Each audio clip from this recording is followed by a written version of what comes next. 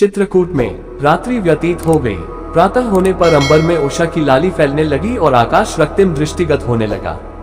राम, सीता और लक्ष्मण संध्योपासनादि से निवृत्त होकर चित्रकूट पर्वत की ओर चल पड़े। जब दूर से चित्रकूट के गगनचुंबी शिखर दिखाई देने लगा तो राम सीता से बोले, हे मृगलोचनी, तनिक जलते हुए अंगारों की भांति पलाश के इन पुष्पों को देखो जो संपूर्ण वन को शोभायमान कर रहे हैं। ऐसा प्रतीत होता है जैसे पुष्पहार लेकर ये हमारा स्वागत कर रहे हैं। हमारे समक्ष दृष्टिगत इन विल तथा भल्लान तक के वृक्षों को शायद आज तक किसी भी मनुष्य ने स्पर्श भी नहीं किया होगा।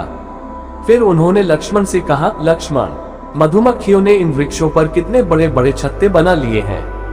वायु के झकोरों से गिरे इन पुष्पों ने संपूर्ण पृथ्वी को आच्छादित कर उस पर पुष्पों की शैया बना दिया है। वृक्षों पर बैठे तीतर अपनी मनोहर ध्वनि से हमें आकर्षित कर रहे हैं। मेरे विचार से चित्रकूट का यह मनोरम स्थान हम लोगों के निवास के लिए सब प्रकार से योग्य है। हमें यही अपनी कुटिया बनानी चाहिए। मुझे निसंकोच बताओ कि इस विषय में तुम्हारा क्या विचार है। लक्ष्मण ने राम की बात का समर्थन करते हुए कहा, प्रभु, मेरा भी यही विचार है कि यह स्थान हम लोगों के रहने के लिए सभी प्रकार से योग्य है। सीता ने भी उनके विचारों का अनुमोदन किया।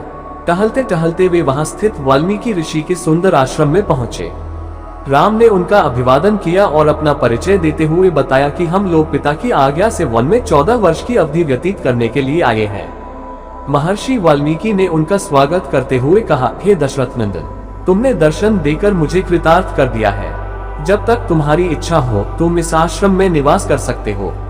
तुम वनवास की पूरी अवधि यहीं रहकर व्यतीत कर सकते हो क्योंकि यह स्थान सर्वथा तुम्हारे योग्य है।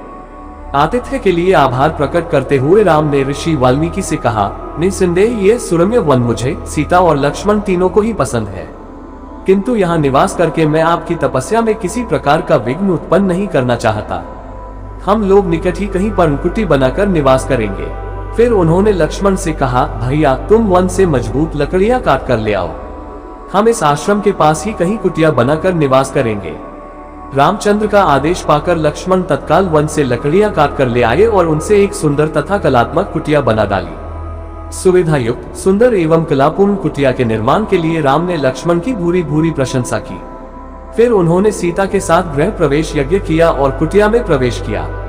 कुटिया के समीप ही चित्रकूट पर्वत को स्पर्श करती हुई माल्यवती नदी प्रवाहित हो रही थी। सरिता के दोनों ओर पर्वत मालाओं की अत्यंत नयनाभिराम श्रेणियां थी। सुंदर मनोमुग्धकारी प्राकृतिक दृश्य ने कुछ समय के लिए राम और सीता के अयोध्या त्यागने के दैत को भुला दिया। भांति भांति के पक्षियों की मनोहारी स्वर लहरियों को सुनकर और अनेकों रंग के पुष्पों से आच्छादित लताओं वृक्षों को देखकर सीता को प्रतीत हुआ कि इस निर्जन वन में वह राजमहल से भी अधिक सुखी है।